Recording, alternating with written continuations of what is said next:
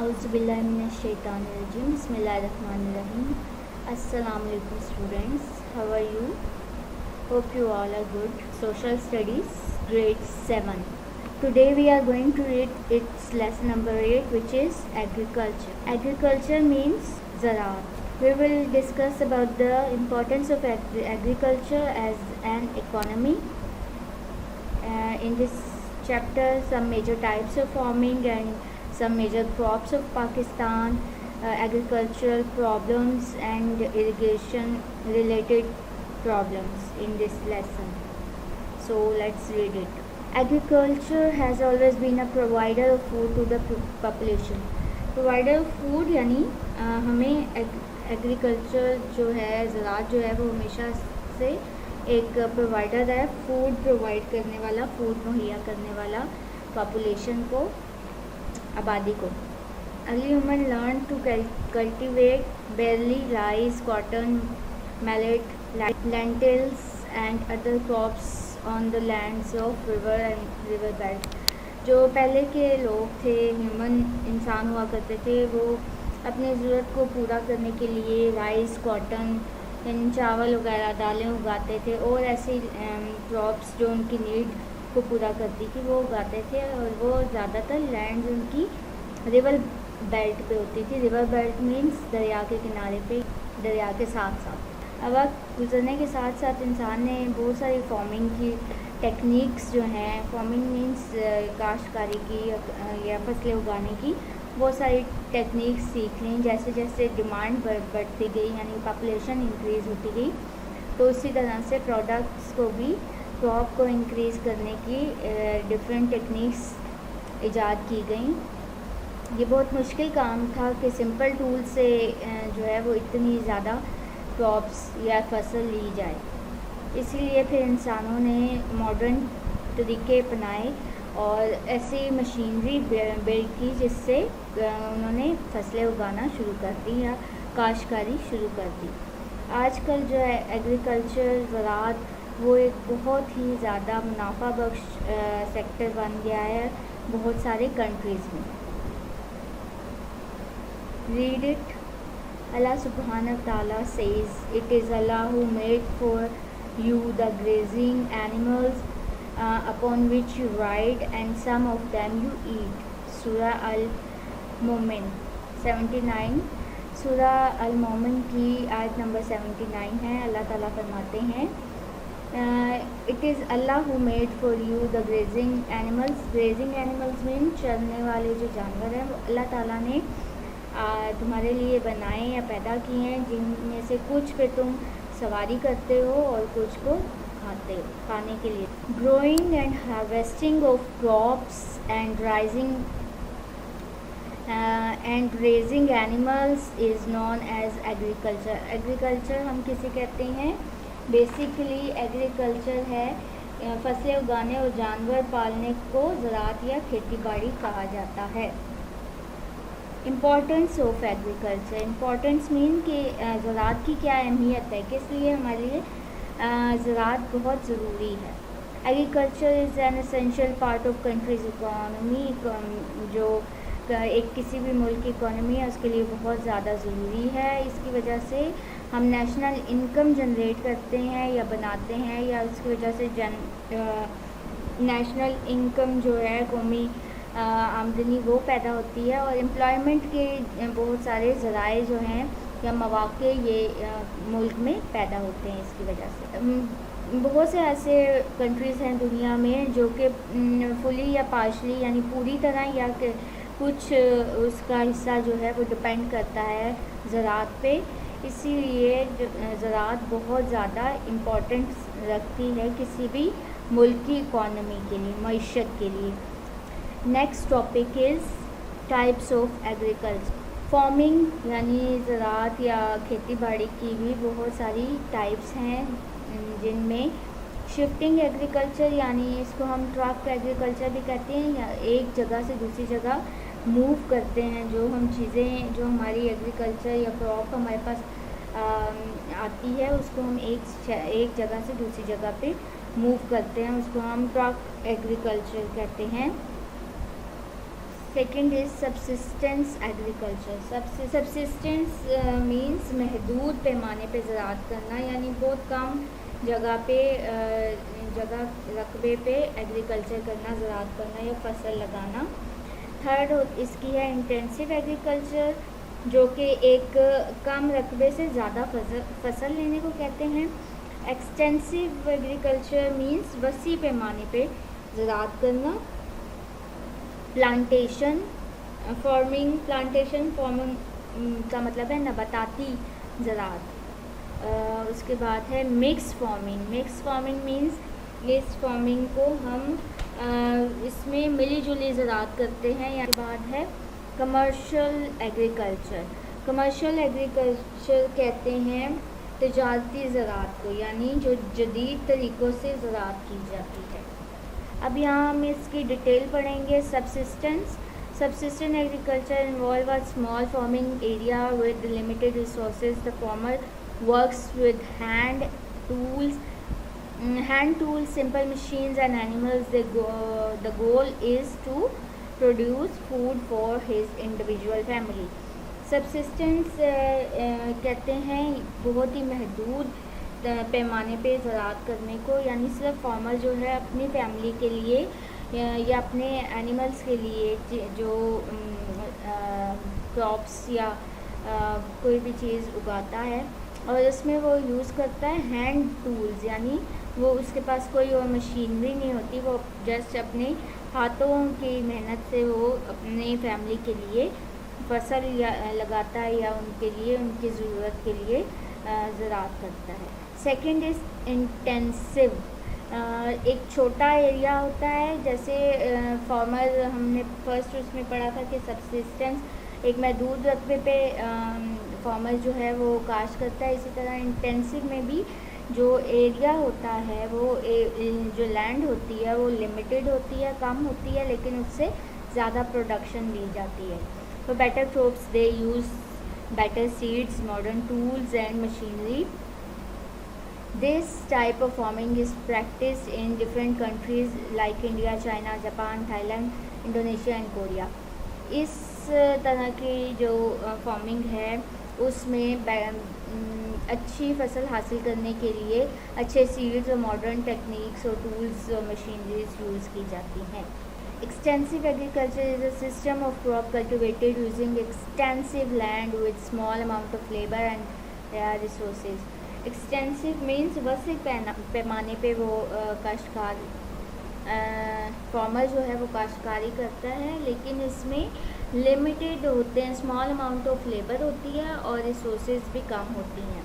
Vast areas are cultivated with the aid of machines and the emphasis is on the production of 1 or 2 crops.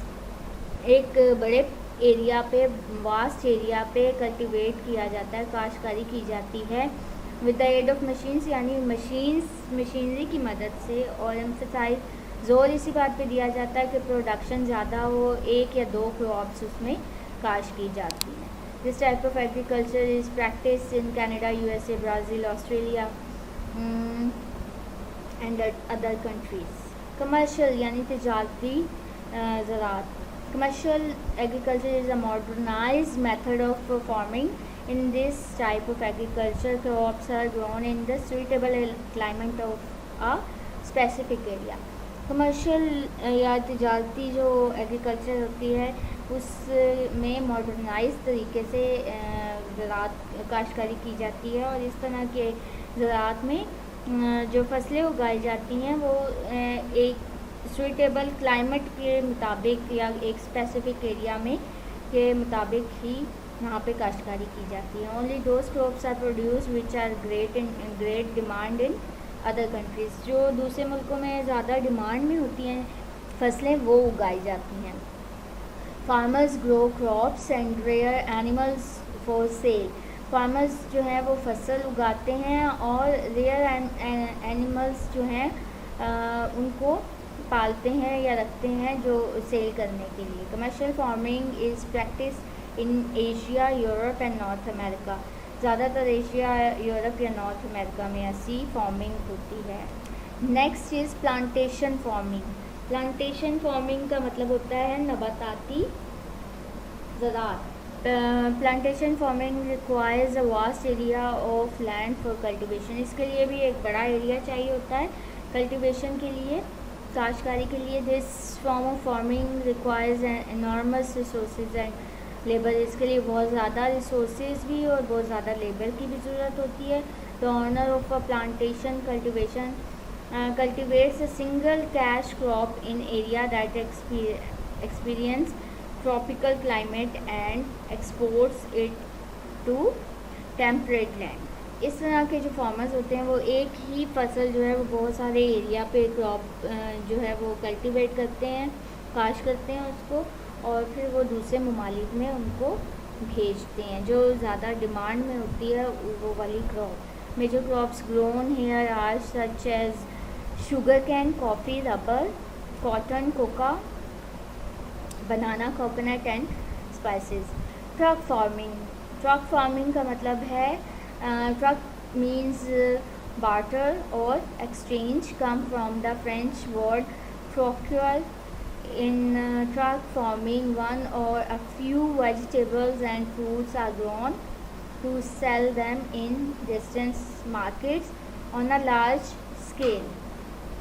इस तरह की farming में vegetables कुछ यानी सब्जियां और फ्रूट्स ग्रो किए जाते हैं जिनको बेचा जाता है, थोड़ी डिस्टेंस मार्केट जो होती हैं उन तक पहुंचाया जाता है उनको एक लार्ज स्केल पे। In this method, usually seasonal crops are grown in areas where cultivation is limited due to climate conditions। Cultivation is limited, ऐसे एरियाज़ में इन क्रॉप्स को ग्रो किया जाता है, उगाया जाता है जहाँ पे क्लाइमेट कंडीशन की वजह से जो काश्तकारी होती है वो लिमिटेड होती है, यानी वो क्लाइमेट को देख के ही, उसकी कंडीशंस को देख के उसके मुताबिक की जाती है। Strawberries, citrus fruits, melon, tomatoes, potatoes and green vegetables are important crops for truck farming। It is commonly practiced in Florida, Texas, California and Atlantic coastal plains। Next is mixed farming। Mixed farming method involves both raising of livestock and cultivation for crops। इस तरह की farming में दोनों चीज़ें जो है वो की जाती हैं, इन्वॉल्व होती हैं, यानी लाइव स्टॉक को भी बनाना या उनके रखना, और कल्टीवेशन ऑफ क्रॉप्स यानी फसल को भी उगाना। This type of farming is usually practice in Malaysia, Russia, India, China, Afghanistan, Indonesia and south Africa. ये इन सारे ममालिक में इस तरह की फार्मिंग होती है। In this system, if market price, seasons and other conditions are not favorable to one crop or type of livestock, another may be more successful। This system keeps farmers busy throughout the year। इस तरह का तरीका जो है farmers को पूरा साल ही busy रखता है। Cereal crops. सीरियल क्रॉप्स कहते हैं ग़िज़ाई फसलें। Maize and grains are known as cereal crops। They belong to the grass family of edible grain or seeds such as wheat, barley, corn, rye, oat, rice। ये सारे जो seeds होते हैं, बीज जो हम अनाज खाते हैं, ये जो क्रॉप्स हैं, ये फसलें हैं, ये हमारी बॉडी, ये मेजर सोर्स होती है कार्बोहाइड्रेट्स की, जो कि हमारी बॉडी के लिए बहुत ज़्यादा ज़रूरी होती हैं। These crops are affordable for every country and they can be grown in greater quantities। किसी भी कंट्री के लिए ये अफोर्डेबल होती हैं और ये ज़्यादा मिकदार में लगाई जाती हैं या ग्रो की जाती है, उगाई जाती हैं। Saint Vincent and the Grenadines, Kuwait, Oman, Belgium, New Zealand, Ireland and United Kingdom are the biggest cereal growing country in world. Rice, barley, wheat, beans, oats, maize means मकई को, millet, rye, soybean, सारे beans. Agriculture in Pakistan. Pakistan एक ज़रूरी मुल्क है और इसकी जो मेजॉरिटी पॉपुलेशन है वो किसी न किसी तरह से एग्रीकल्चरल इंडस्ट्री से उसका ताल्लुक़ है और एग्रीकल्चर प्रोडक्ट्स बहुत ज़्यादा इम्पॉर्टेंट है।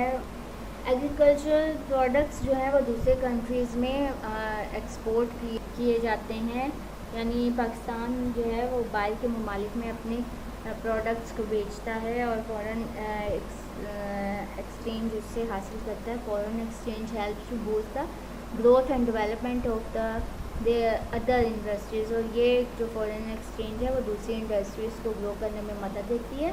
Thus agriculture generates a fair chunk of the economy. Agriculture also provides raw material. Raw material mean palm oil to the industrial sector of Pakistan.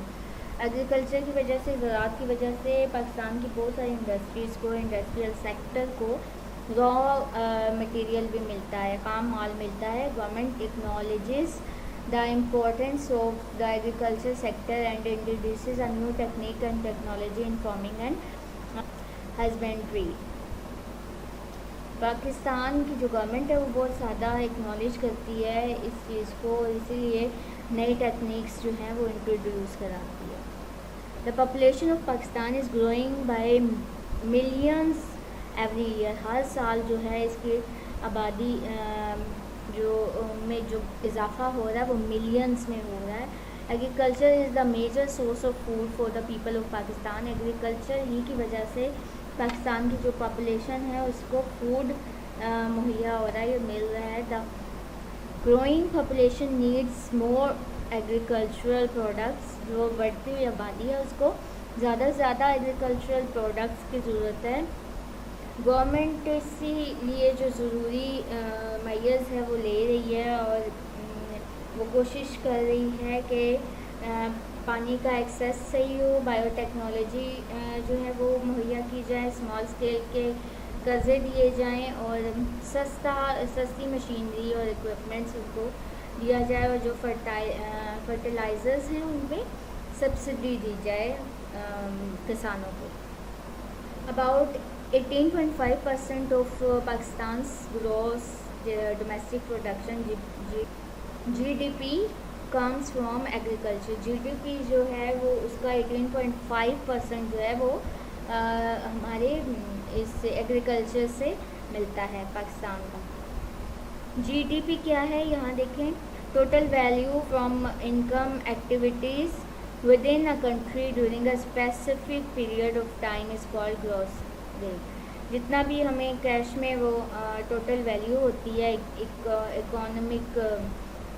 Economic activities की, उसमें से जो एक विद इन अ कंट्री की during a specific period, एक ख़ास period में time की जितने जैसे 1 ईयर या इससे ज़्यादा एक टाइम पीरियड होता है, उसमें जितनी भी कैश इनकम होती है एक्टिविटीज़ से वो सारी उसकी ग्रोस डोमेस्टिक प्रोडक्शन होती है। जितना एग्रीकल्चरल लैंड है उस में से जो 80 मिलियन है हेक्टर है वो, या फिर 22 million hectares are cultivated.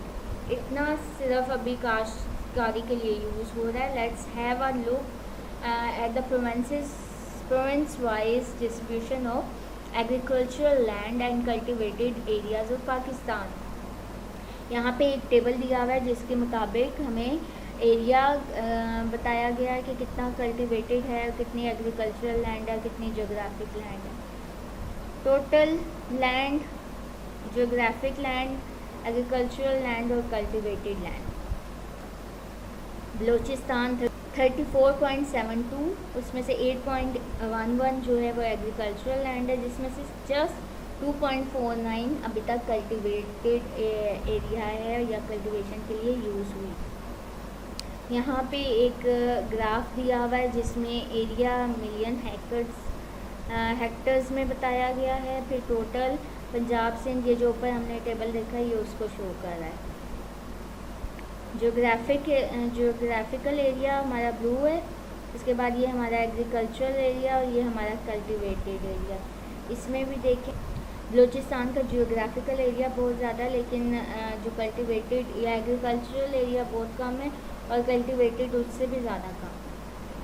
Next is irrigated and rain fed agriculture in Pakistan.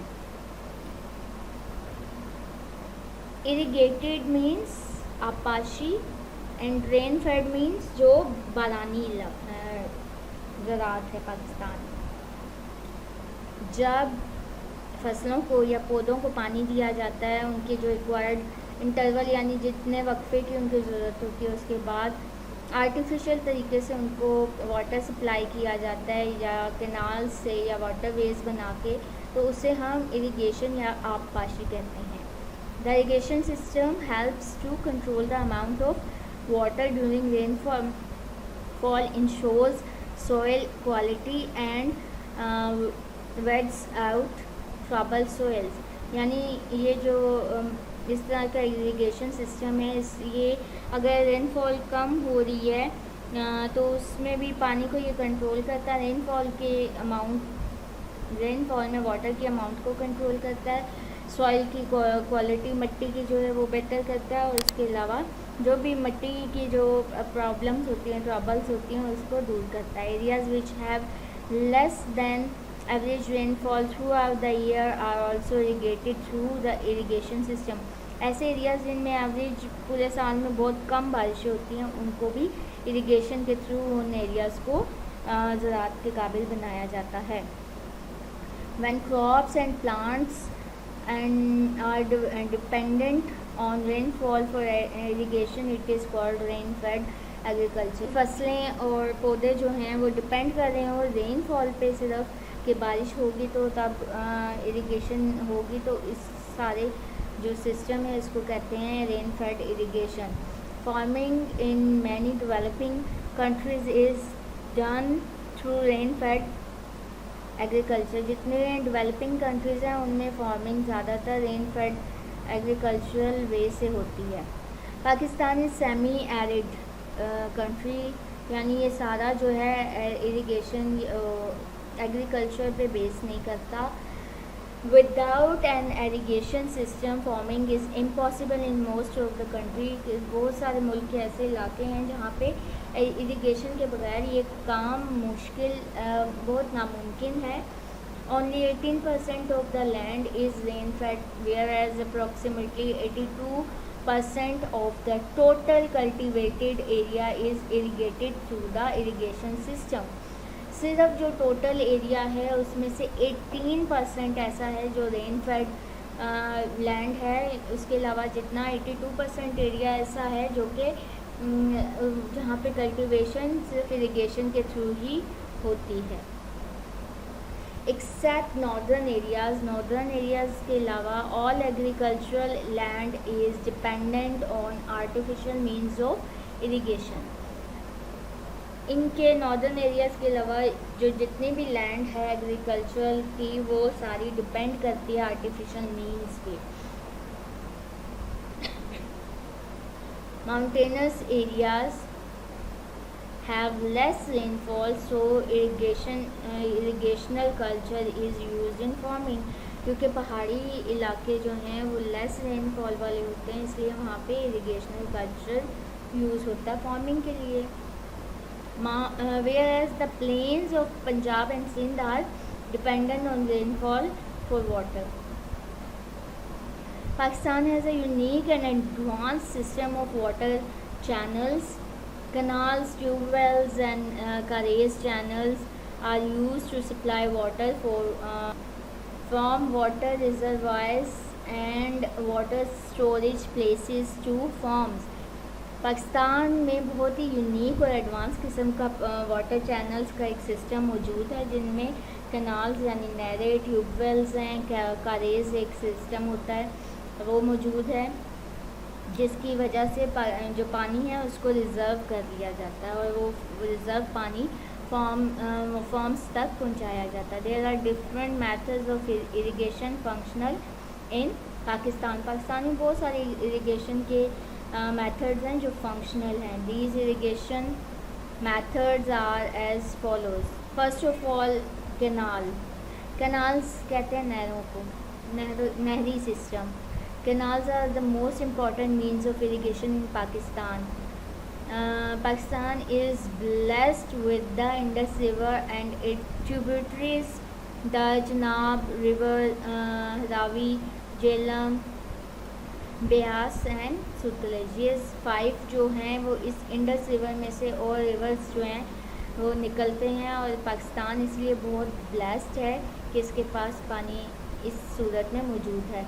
This tributaries come from the ice covered mountainous regions and flow slowly throughout the regions of Punjab and Sindh।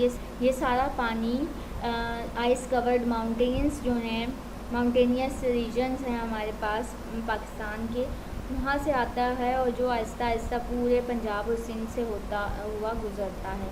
From these rivers a huge network of canals is dug. इनमें से बहुत सारी जो नहरें हैं वो निकाली गई हैं। तो इसी तरह ये जो नहरें हैं ये बहुत सारे फार्मर्स को हेल्प आउट करती है उनके फसलें लगाने में या क्रॉप्स को ग्रो करने में। There are 40 major canals which serve 73% of all cultivated areas of Pakistan. यानी जितना पाकिस्तान का एरिया है उसमें से 73% जो कल्टिवेटेड एरिया है उसको सर्व कर रही हैं 40 मेजर कैनाल्स, 40 बड़ी नहरें। Many canal start from barrage और डैम ऑन अ रिवर।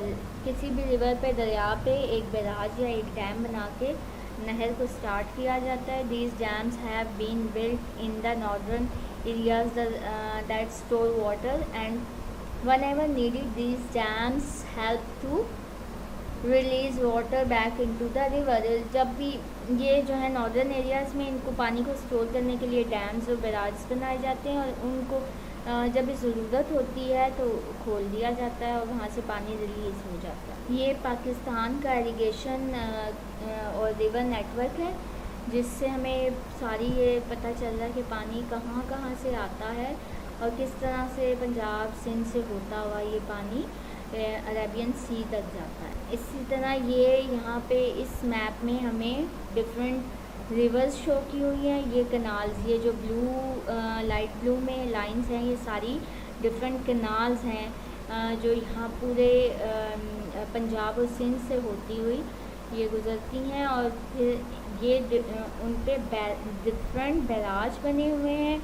यहाँ पे ये तरबिला डैम है, ये मंगला डैम है, ये डैम्स हैं जहाँ से पानी जो है इन नहरों में आता है। Next is tube well. Irrigation of fields through the tube well is a common method in Pakistan areas where electricity supply is available. Farmers use an electric motor pump to get water. These electric pumps are used to draw water from the underground surface and store it for later use. This stored water then irrigates fields.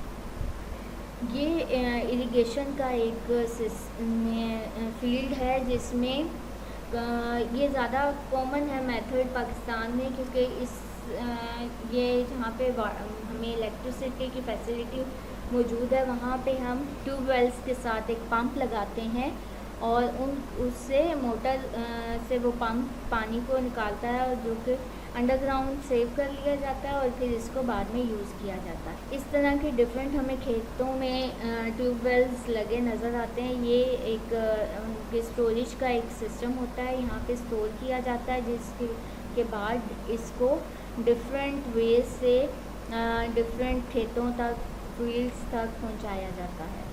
इस तरह से इनको एक रास्ता बना के और different farmers अपने खेतों तक लेके जाते हैं। ये भी एक उसी की एग्जांपल है।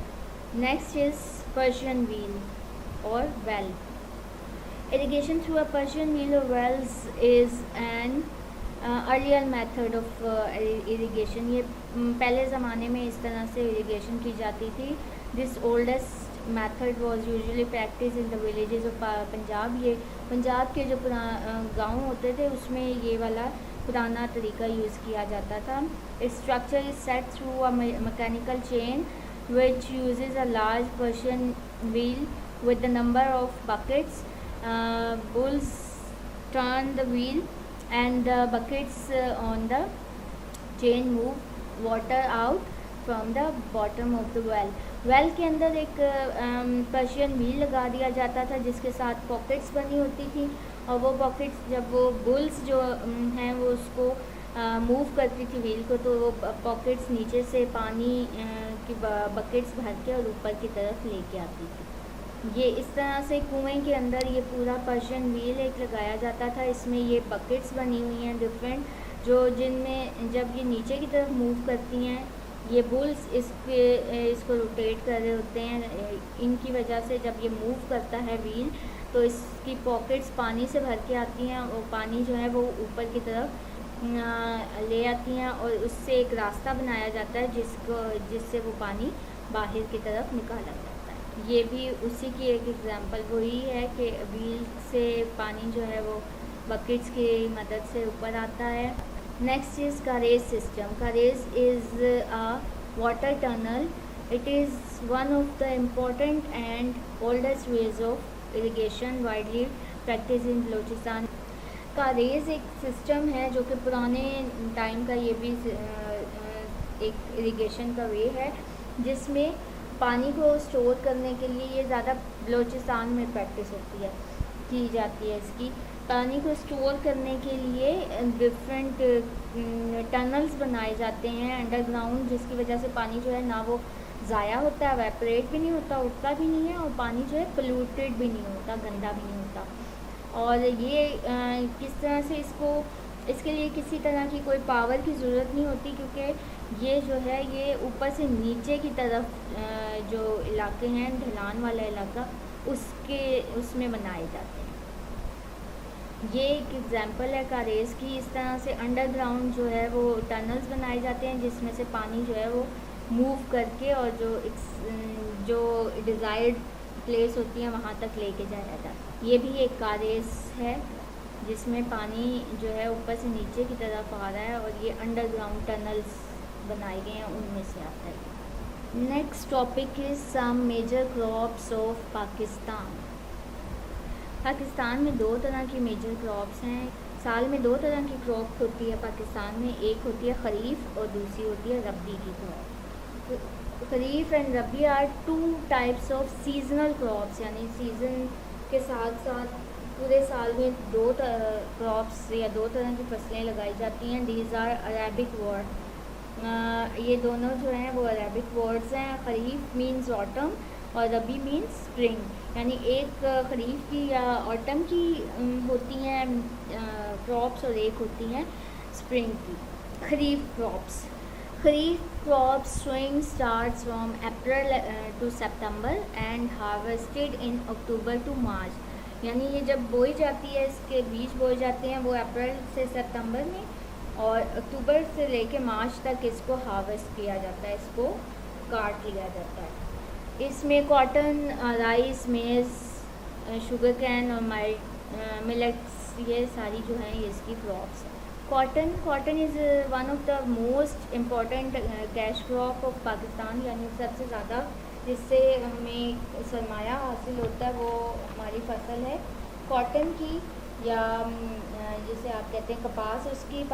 पाकिस्तान दुनिया की कुल कपास का तकरीबन 5% से ज़्यादा पैदा करता है। पाकिस्तान में 5% से ज़्यादा पूरी दुनिया के जितनी भी क्रॉप कपास की होती है उसमें 5% पाकिस्तान का होता है। इससे ज़्यादा कपास पाकिस्तान की एक अहम नकद आवर फसल है, यानी इसमें से पैसे कैश एक क्रॉप है। फसल काटने के वक्त मौसम गर्मा, इसका जो टाइम होता है वो मौसम गर्मा होता है, खुश्क जो वेदर होता है इसमें इसको काटा जाता है।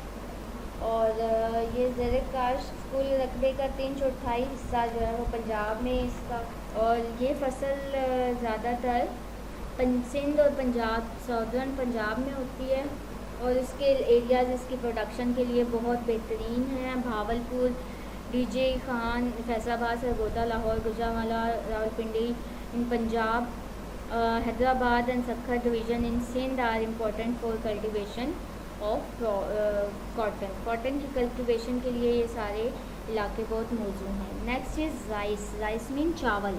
चावल पाकिस्तान की एक अहम खरीफ की फसल है और इसकी काश्त के लिए गर्म मरतूब आबो हवा, ज़्यादा बारिश और जरखेज़ और नरम मिट्टी वाले हमार मैदान मौजूद तरीन इलाके हैं।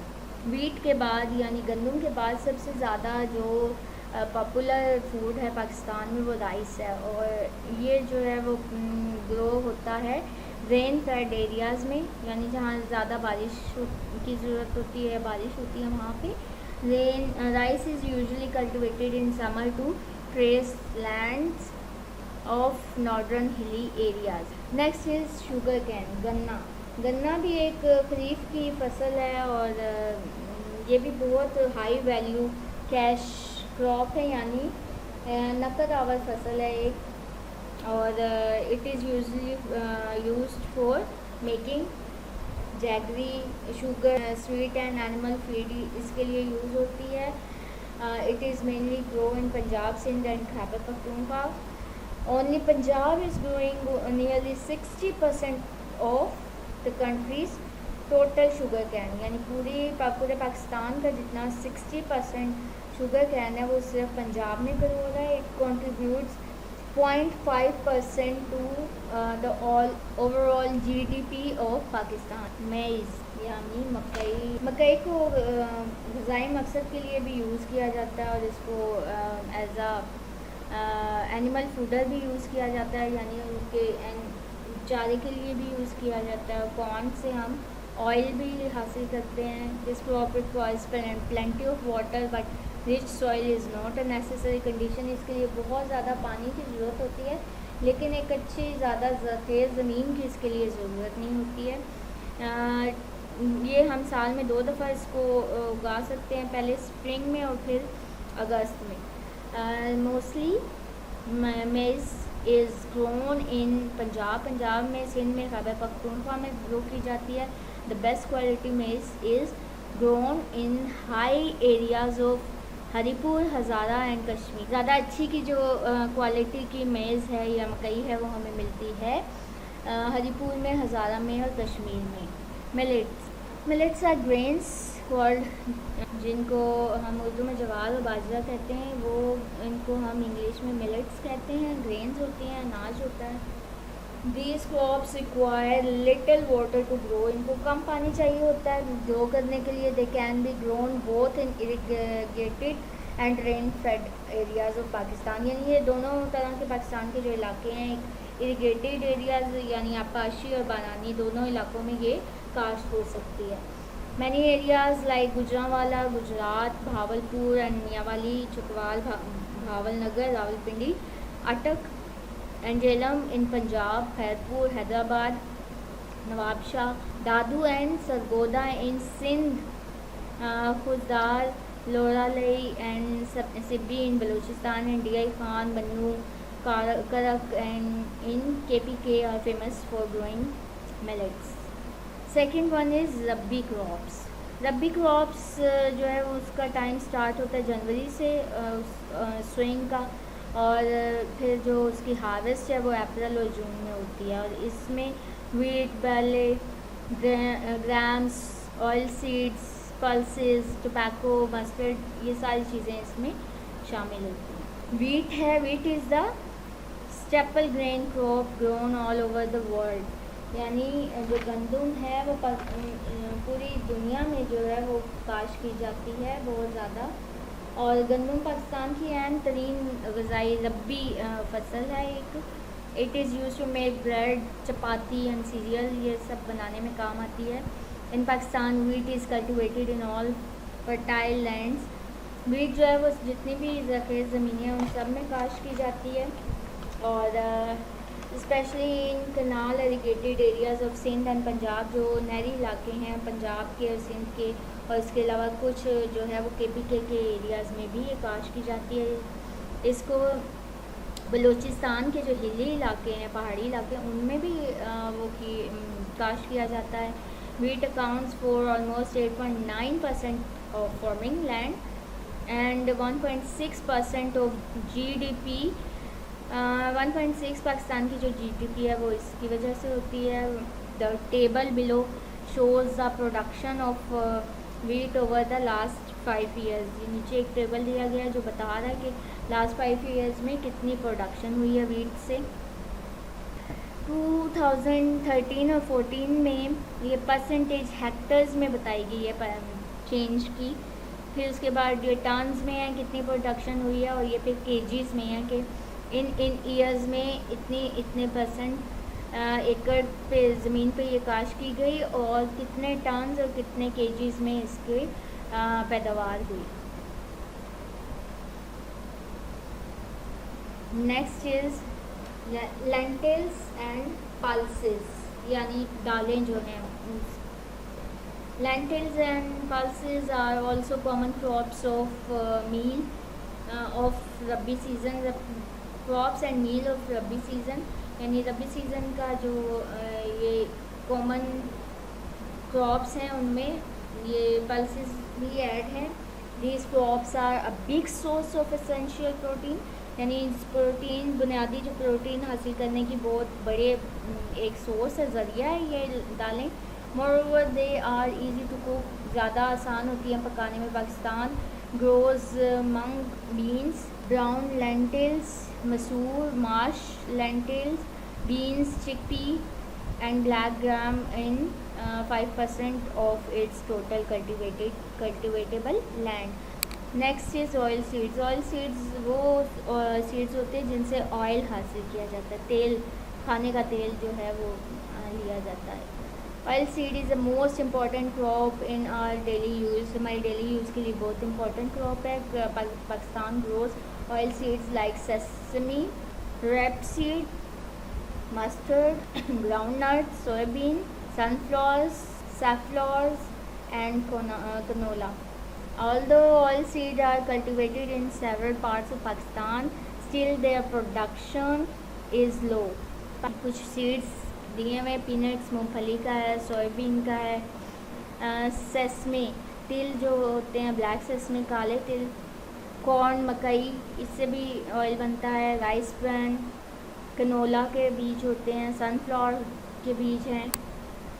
इसके अलावा वॉलनट, अखरोट से भी ऑयल लिया जाता है, पम्पकिन सीड्स हैं, फ्लैक्स सीड्स, और इसके अलावा पाइन नट्स यानी ये चलगोज़े जिनसे भी ऑयल हासिल किया जाता है। Agricultural problems in Pakistan. Agriculture is the major occupation in Pakistan. Pakistan में एक बहुत मेजर पेशा है ये। Despite the impressive growth is in its agriculture production, our country is facing countless problems. हमारा मुल्क है बहुत सारी इसमें काउंटलेस मीन अनगिनत मसाइल का शिकार है। Some significant problems in the agricultural sector are as follows। कुछ इसमें नीचे बताई गई हैं। Salinity and water logging। In Pakistan, a major part of agricultural land becomes uncultivated because of salinity and water logging, rain floods and seepage from canals cause the water table to rise towards the surface। In water logging, the underground water comes on the surface of the ground when soil salts dissolve in this water and deposit on the surface। We call it salinity। Both these phenomena make the soil unproductive। Same और थोर जिसे कहते हैं, पाकिस्तान में ये बहुत बड़ा एक problem है जो कि डिफरेंट रेनफॉल्स की वजह से होता है। फ्लड की सैलाब आते हैं जो उनकी वजह से, या फिर कोई कनाल में से सीपेज होती है तो उसकी वजह से जो पानी है वो ज़मीन में राइज करना शुरू कर देता है और वो ज़मीन के ऊपर आ जाता है, जिसकी वजह से फिर उसमें सॉल्ट डिज़ोल्व हो जाता है सब सॉइल का, और वो जो है ज़मीन की सरफेस वो ख़राब हो जाती है और उसमें सेम आ जाती है, यानी वो इस काबिल नहीं रहती कि वो उसमें कल्टीवेशन की जाए। इसकी वजह से बहुत सारी एग्रीकल्चर ज़मीन जो है, जो काबिल काश ज़मीन है, वो ख़राब हो जाती है। Water storage for irrigation. Without water resources agriculture is not possible. कोई ऐसे रिसोर्स ना हो जिससे वाटर मिल सके तो एग्रीकल्चर ज़राअत पॉसिबल नहीं होती। और हमारी जो पाकिस्तान है ये बहुत ज़्यादा सेमी एरिड और ड्रॉट लाइक कंडीशंस को भी फेस कर रहा है, यानी कैग के तरह के, यानी पानी ना होना, बिल्कुल पानी ख़त्म हो जाना, इस तरह की कंडीशंस भी हैं यहाँ पे एग्रीकल्चरल सेक्टर में. Moreover there are not enough dams to store sufficient water in for irrigation के लिए कोई इस तरह के डैम्स नहीं है यहाँ पे हम पानी को स्टोर कर सकें, due to which a huge amount of water flows into the river. इसी वजह से हर साल बहुत सारा पानी जो है वो समंदर में चला जाता है, समंदर तक बह जाता है, ज़ाया हो जाता है. Together less these factors create a shortage of water which adversely affect the agricultural sector. Calamities. Pakistan faces many natural disasters such as earthquakes, droughts and floods. Pakistan को बहुत सारे जो नेचुरल डिज़ास्टर्स हैं, कुदरती आफात हैं, उनका भी सामना करना पड़ता है. इनमें ज़लज़ले हैं, ड्रॉट्स हैं, सैलाब हैं, और जिनकी वजह से जो है वो पाकिस्तान बहुत सारी मुश्किलात को फेस करता है. These natural disaster destroy waste cultivated land and crop. से बहुत सारी जो काश्तकारी की ज़मीन है और क्रॉप से फसलें, उनको ये तबाह कर देते हैं. ये नेचुरल डिज़ास्टर्स. और soil erosion and wind erosion are also serious problems which destroy crop in the fields. Soil erosion मिट्टी का कटाव और हवा की वजह से जो कटाव होता है ज़मीन में, उसकी वजह से भी बहुत सारी सीरियस प्रॉब्लम्स आ जाती हैं क्रॉप्स के लिए जो फील्ड्स में, खेतों में लगी होती हैं.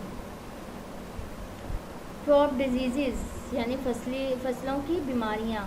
Paste attacks are the main cause of crop failure. It not only damages the crops but also reduce the yield. इसकी वजह से पेस्ट अटैक्स जो होते हैं उनकी वजह से सब फसलें जो है उनको डिजीज़ हो जाती हैं, क्रॉप्स जो है अच्छी तरह से ग्रो नहीं कर सकती, नुकसान हो जाता है फसलों का, और पैदावार भी इससे कम हो जाती है.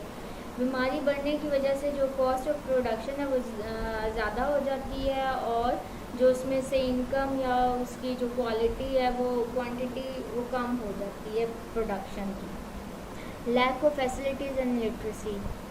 Agriculture is generally practised in the rural areas of our country. हमारी जो रूरल एरियाज़ हैं मुल्क के, उनमें ज़्यादातर ये प्रैक्टिस एग्रीकल्चर की, ज़राअत की वहाँ पे होती है. Here most farmers are illiterate and poor. बहुत सारे जो किसान हैं वो इलिटरेट है और गरीब हैं, या अनपढ़ हैं और गरीब हैं. There are inadequate transport facilities. उनको इतनी ज़्यादा ट्रांसपोर्ट की फैसिलिटीज़ भी मुहैया नहीं होती. Roads that link field or marketing centres are unpaved. यानी रोड्स भी उनकी सही नहीं है और मार्केटिंग सेंटर तक पहुंचने में उनको काफ़ी टाइम लग जाता है. This lack of literacy and facilities makes farmers unable to purchase and use modern scientific techniques, fertiliser, seeds and modern tools. इस वजह से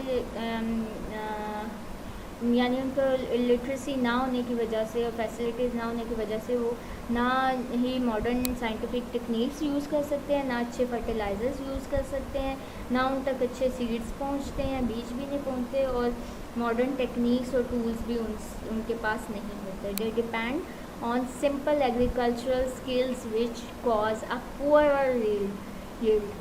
यानी उनको वो सिंपल अपनी जो पुरानी एग्रीकल्चरल स्किल्स है उसको यूज़ करते हैं, जिसकी वजह से उनको उतनी पैदावार नहीं होती. So let's have a recap. Agriculture is growing and harvesting crops and raising animal. यानी क्रॉप्स को उगाना, उनको लगाना, उनको काटना और फिर एनिमल्स को रखना और उनको पालना, ये सारी क्या है, ये ज़राअत या खेती बाड़ी इसे कहते हैं. Agriculture is an essential part of countries income. जो कंट्रीज इकोनॉमी, जो मुल्क की इकोनॉमी है उसका एक एसेंशियल पार्ट है, बहुत ज़रूरी अहम पार्ट है. 18.5% पाकिस्तान की का ग्रोस डोमेस्टिक प्रोडक्ट है, इन GDP है, वो आता है हमारा इस सेक्टर से, एग्रीकल्चर से. इसके अलावा out of the total agricultural land of our country, around 18 million hectares about 22 million hectares are cultivated. 80 million hectare में से सिर्फ 22 मिलियन हेक्टर ऐसी जगह है, ऐसी ज़मीन है जो काबिल काश्त है पाकिस्तान में. Watering crops and plants on required intervals through artificial water supply, canal या waterways is called irrigation. Watering crops and plants on required interval यानी पानी देना फसलों को या पौधों को इनके रिक्वायर्ड इंटरवल के वक्फे के बाद किसी भी आर्टिफिशियल वाटर सप्लाई से, जैसे कनाल्स हैं या वाटरवेज हैं, तो उसको हम इरिगेशनल एग्रीकल्चर कहते हैं. Pakistan has a unique and advanced system of water canals. Canals, tube wells and carries are used to supply water from water reservoirs and water storage places to farms. Next is Kharif and Rabi are two seasonal crops of Pakistan. Some common problems of the agricultural sector of Pakistan are salinity, waterlogging, shortage of irrigational water, calamities and crop diseases. So student, this was the reading of our lesson number 8, agriculture. Let's do its exercise. Short questions है. Answer the following questions briefly. यहाँ पे एक side box में लिखा हुआ है, do you know around 7000 BC the first simple irrigation system was started by मेसोपोटामियंस. मेसोपोटामियंस ने सबसे पहले 7000 BC में इसको स्टार्ट किया था, इरिगेशन को, आपाशी को. What is the role of irrigation in the economic sector? Differentiate between intensive and extensive agriculture, ये भी हमने पढ़ा. What is water logging and salinity? Write down 3 agriculture problems of Pakistan. इसके आपको इन शॉर्ट क्वेश्चंस के नोट्स मिलेंगे जो आपने अपनी कॉपीज़ पे भी लिखने हैं, क्वेश्चंस के answer. Next is long question. हमारे answer the following questions in detail. What do you know about the irrigated and rain fed agricultural practices in Pakistan? Page number 68. Long question. First आपने यहाँ से लिखना है, when crops and plants are watered on required interval through artificial water supply, canals or waterways, it is called irrigational agriculture. Then the irrigational system helps to control the amount of water during rainfall. It shows soil qualities and weeds out troubled soil. Areas which have less than average rainfall throughout the year are also irrigated through the irrigation system. When crops and plants are dependent on rainfall for irrigation, it is called rain-fed irrigation. Farming in many developing countries is done through the rain-fed irrigation. यहाँ पे Pakistan is a semi-arid country. Without an irrigation system, farming is impossible in most of the country. Only 18% of the land is rain-fed, whereas approximately 82% of the total cultivated area is irrigated through the irrigation system. यहाँ तक आपके question number 1 का answer है. Question number 2 is name different means of irrigation in Pakistan. Write a note on the canal system of Pakistan. Page number 68. There are different means of irrigation functional in Pakistan. These irrigation methods are as follows. यहाँ आप number दे के लिखेंगे, canal, tube wells, Persian wheel और well and karez system. ये 4 names लिख के और फिर आपने नेक्स्ट पेज पे कनाल्स की हेडिंग देनी है और आपने ये पूरा जो कनाल्स का है ये आपका इसका नोट होगा. Canals are the most important means of irrigation in Pakistan से लेके, और These dams help to release water back into the rivers. यहाँ तक आपका टोटल पूरा इसका नोट होगा canals का. Question number 3 is how can we overcome our different agricultural problems? Also write a few steps that government should take to support the agricultural sector. इसके आपको notes मिल जाएंगे. Next question है, what do you know about some major crops of Pakistan? इसका answer 70 page पे देखें. Some major crops of Pakistan. First paragraph. फिर इसके बाद हम हेडिंग देंगे kharif crops, cotton. Kharif crops are known as monsoon, यहाँ से लेके और इम्पॉर्टेंट खरीफ क्रॉप्स तक, यहाँ तक हेडिंग। फिर नेक्स्ट हेडिंग देंगे cotton. Cotton is one of the most important cash crops of Pakistan. It is used as raw material for making yarn and clothes. Pakistan contributes 5% of the world's cotton, यहाँ तक इसका answer होगा। फिर rice का, rice की यहाँ से लिखे हैं rice the most popular food after wheat is in our country, यहाँ से लेके एंड फॉरेन एक्सचेंज तक। फिर उसके बाद ये इधर से it grows in the rain fed areas of Sindh Punjab, यहाँ तक। देन फिर हेडिंग देंगे sugar cane. Sugar cane is another high value cash crop of our country. It is use for making jaggery, sugar, sweets and animal fat. It is mainly grown in Punjab, Sindh and Khyber Pakhtunkhwa, यहाँ तक इसका है। मेज़ की heading देंगे। Maize में staple kharif crop, it is mainly grown for making corn oil and animal fodder, यहाँ तक होगा। Then millets are grains called jowar and bajra in Urdu. These crops require little water to grow, यहाँ तक। फिर रब्बी की आ जाएगी। रब्बी की आपने ये वाली पूरी हेडिंग दे के फिर यहाँ से लिखना है rabi crops are also known as winter crops, और यहाँ तक रब्बी क्रॉप्स तक। फिर इसकी हेडिंग देनी है wheat. Wheat is the staple grain, यहाँ से लेके और इन सम एरियाज ऑफ KPK, यहाँ तक इसको मार्क करें।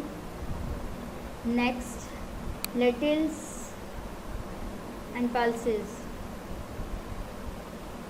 ये आपने पूरा ये लिखना है, यहाँ से लेके lentils and pulses are also common crop से लेके cultivable land. Then oil seeds, oil seed is most important crop से लेके सनफ्लावर एंड कनोला तक। Next is choose the correct options. Growing and harvesting crops and raising animals is known as agriculture. About -% of Pakistan's gross domestic product comes from the agricultural sector. 18.5. A dash is an underground water tunnel. Kares is an underground water tunnel. Rabi crops are sown in dash and harvest in April, May. Rabi crops अक्टूबर और दिसंबर में सो की जाती हैं और harvest की जाती हैं अप्रैल और मई में। Dash is one of the most important cash crop of Pakistan. Cotton is one of the most important cash. Column matching. Match the column A with column B. Subsistence agriculture, a small farm area. Subsistence agriculture, a small farm area. Plantation farming, a vast area of land. Plantation farming, a vast area of land. Truck farming, sell in distant markets. Truck farming, sell in distant market. Mixed farming, raising of livestock and cultivation of crops. Commercial agriculture, a modern method of farming. Next is let's have fun. Draw a map on chart paper showing the irrigation system of canals in Pakistan by using colored markers. Then display it in your classroom. आपने इसको अपनी sketch books पे करना है कि आपने वहाँ पे एक मैप ड्रॉ करना है। पूरा एक कनाल सिस्टम हमारी बुक में भी है इसकी पिक्चर, और मैंने आपको इसके अलावा भी एक डायग्राम दिखाइए, आप उसको भी यूज़ कर सकते हैं। पूरे पाकिस्तान में जितना कैनाल सिस्टम है। Collect samples of kharif and rabi crops and paste them in your scrap book. आपने कुछ सैम्पल्स लेने हैं खरीफ और रबी क्रॉप्स के, इन दोनों फसलों के, और मतलब इनमें से जैसे वीट है या कॉटन है या इस तरह के सैम्पल्स लेके, और अपनी जो स्क्रैप बुक है उसमें आपने रबी के जो हैं वो अलग से पेस्ट करने हैं, और जो खरीफ की क्रॉप्स के हैं वो अलग से पेस्ट करने हैं। ओके, ये आपकी कुछ एक्टिविटी थी। This was a lesson. Hope कि आपको समझ आ गया होगा। अब आपने इसके क्वेश्चंस जो आपको नोट्स मिलेंगे और उसके अलावा भी आपने कॉपीज़ पे, नीट कॉपीज़ पे लिखने हैं और उनको अच्छी तरह से याद करना है। Okay students, take care, have a good time. अल्लाह हाफिज़।